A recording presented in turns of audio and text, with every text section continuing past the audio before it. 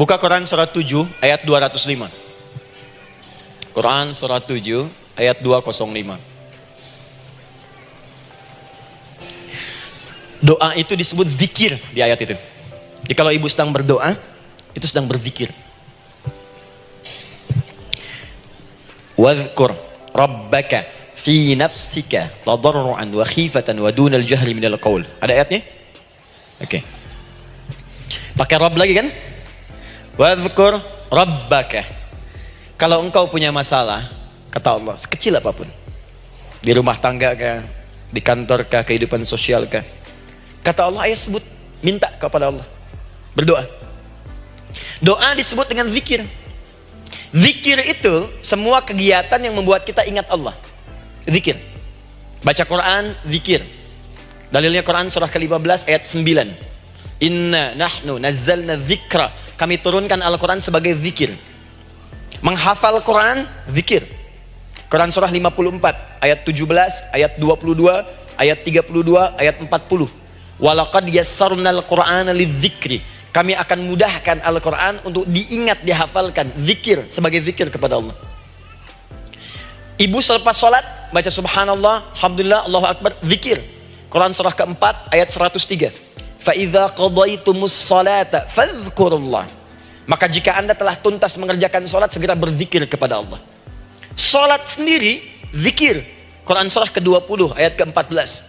Innani anallahu la ilaha illa ana fa'budni wa aqimis salata lidzikri. Saya Allah, kata Allah, tidak ada Tuhan selain saya, sembah saya. Bagaimana menyembah Allah? Tunaikan salat sebagai zikir kepada Allah. Zikir. Di zikir semua amalan yang mendekatkan kita dengan Allah. Doa itu satu dari bagian zikir. Tapi tahukah ibu fungsi zikir yang paling utama itu apa? Quran surah 13 ayat ke-28. Ala bidzikrillahi tatmainnul qulub.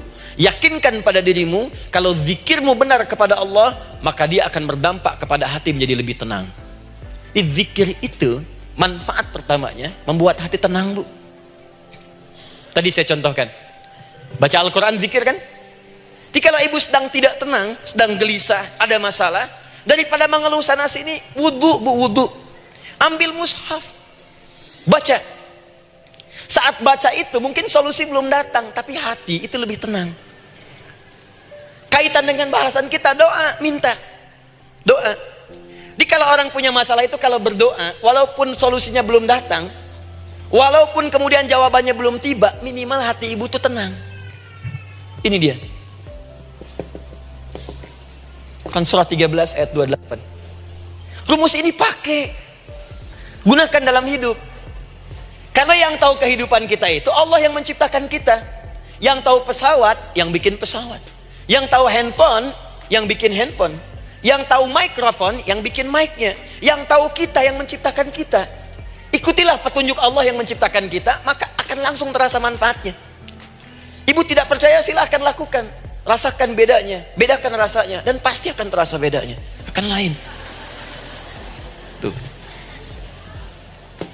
Doa.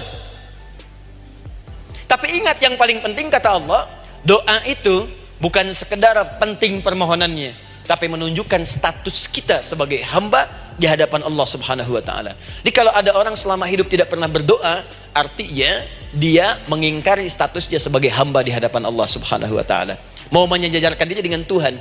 Kan yang tidak pernah meminta itu Tuhan. Allah yang memberikan.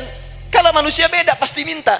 Artinya kalau ada manusia nggak pernah minta, seakan-akan bahasa halusnya, kamu ini ngaku jadi Tuhan.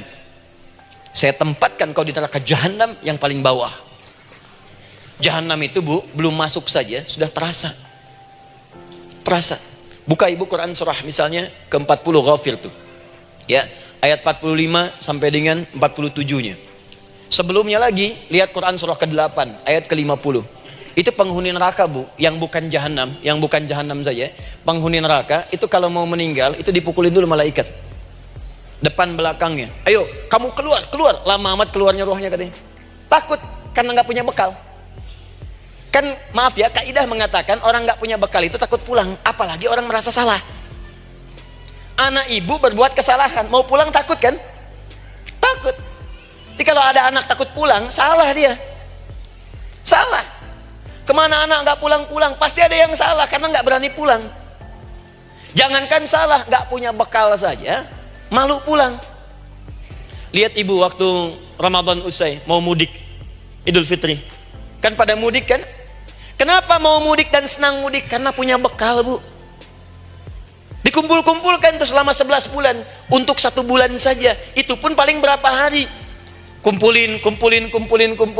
Terus telepon keluarga, insya Allah aku pulang hari ini. Wah, senang semuanya. Padahal mudiknya cuma pakai motor, Bu. Motornya bebek, bekalnya singa. Serius saya, motor bebek bekal singa. Ada kardus belakangnya, tulisin. Terus tambah pelepah pisang buat begini. Belakangnya ditulisin, aku pulang sayang. Jalan, mudik.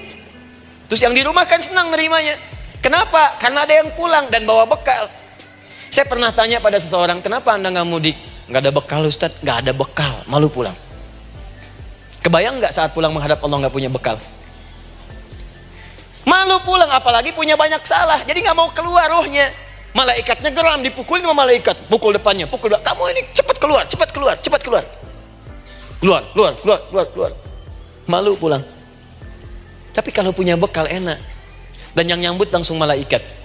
Bahkan nanti ada satu amalan saat dikerjakan, itu orang ini sudah masuk surga, tapi semua malaikat di semua pintu surga yang 8 itu datang mengunjungi dia mengucapkan selamat. Itu ada di Quran surah 13 ayat 24. Salamun alaikum bima sabartum fa ni'ma uqbaddar. Selamat ya saat di dunia sabar mencari bekal, dan ini bekal terbaik yang kamu dapatkan, silahkan nikmati surga yang kamu rindukan itu. Ini nikmat-nikmatnya tempat yang pernah nanti kamu kunjungi. Dan tinggal abadi di situ.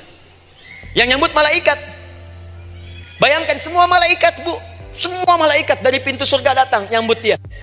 Wah, Masya Allah, ada malaikat Jibril, Israfil, malaikat maut. Maaf ya, dicabut kemarin.